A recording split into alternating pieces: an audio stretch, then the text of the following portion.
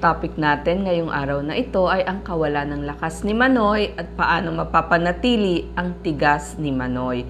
Marami tayong mga nakikitang pwedeng bilihin sa botika, over-the-counter man o prescription drug. So tatalakayin natin ang mga gamutan tungkol sa pagpapalakas kay Manoy according sa mga urologist. So tatalakayin natin ito sa medical na paraan.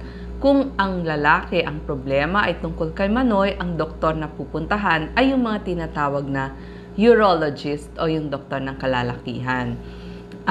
Pero una sa lahat, para gamutin ang problema kay Manoy, ang rekomendasyon ng European Urologic Association ay ang paggamot sa pamamagitan ng tamang pagkain o yung mga heart-healthy diet, ehersisyo, at pagbabago ng lifestyle. Kasi yung gamutan sa heart ay ganun din ang gamutan sa ugat at yun din ho ang gamutan dun sa pagpapalakas kay Manoy. So marami tayong mga nakikitang bumibili ng mga over-the-counter drugs para sa pagpapalakas kay Manoy. Isa-isahin po natin yung mga supplements at iba pang paraan. Una sa lahat, yung acupuncture. May nagtatanong, nakakatulong ba ito o hindi? Yes, nakakatulong ang acupuncture kasama na yung mga masahe o mga therapy laban sa stress.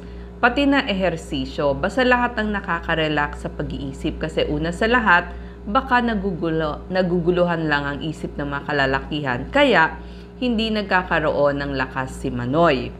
Number 2, pagdating sa ginseng, ang mga may pag-aaral o ebidensya ay yung Korean o Panax ginseng. At saka sa dinami-dami ng ginseng, kailangan puro yung pagkakagawa. Kasi kung medyo adulterated na, hindi rin magkakaroon ng epekto. Number 3, yung L-citrulline. Sabi ng mga urology journals, safe naman ito at nakakatulong din sa pagtindig ni Manoy. Number 4, yung maca or Pride of Peru.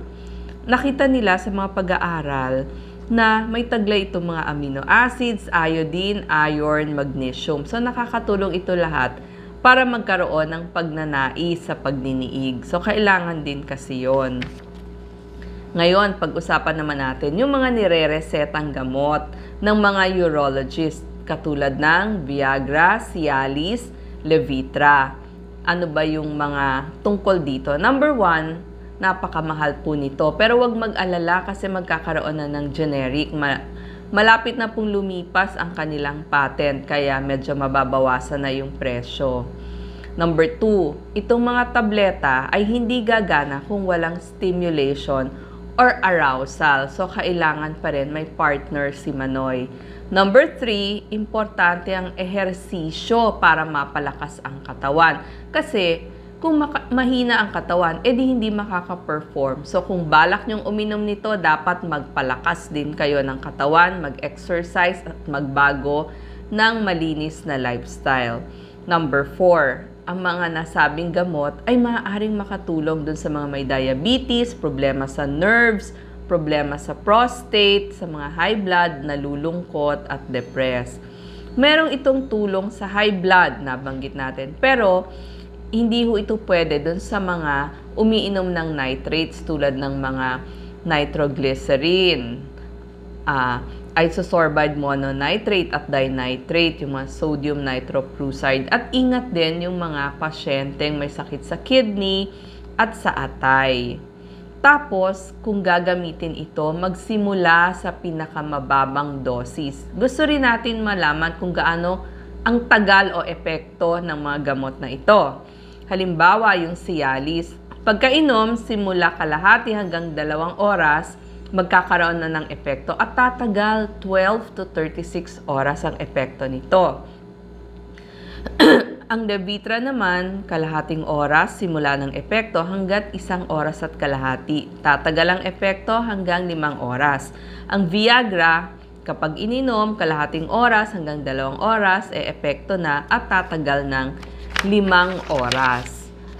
Ang may problema din sa tabletang ito, tulad ng may kamahalan, hindi lahat epekto sa kanila. So may mga kalalakihan, walang effect ito. At yung sa iba naman, dahil sa gamot ito, may side effect din to. 10% sumasakit ang ulo, namumula yung balat o yung muka, tapos makulo yung tiyan at sumasakit yung mga muscle. Hindi pwede ang tabletang ito kung umiinom ng nitrates, kung hindi controlled ang blood pressure, kapag merong heart failure o pumapalya ang puso, pag sumasakit na ang dibdib o nagka-heart attack, nagka-stroke at nagka-arrhythmia. So, ingat din kung umiinom na sa gamot sa prostate. Ngayon, meron pang mga ibang gamutan na pwede ninyong tanungin sa inyong mga urologist, katulad ng mga VEDs o yung mga vacuum erection devices. Itanong nyo po yan. Meron ding mga prescription pellets. Pellets yung mga maliliit na bilog na pwedeng gamitin. Injection therapy at implant surgery. So, lahat po yan pwede nyong itanong sa inyong mga urologist kung ang problema nyo ay ang kawalan ng lakas ni Manoy. Salamat po.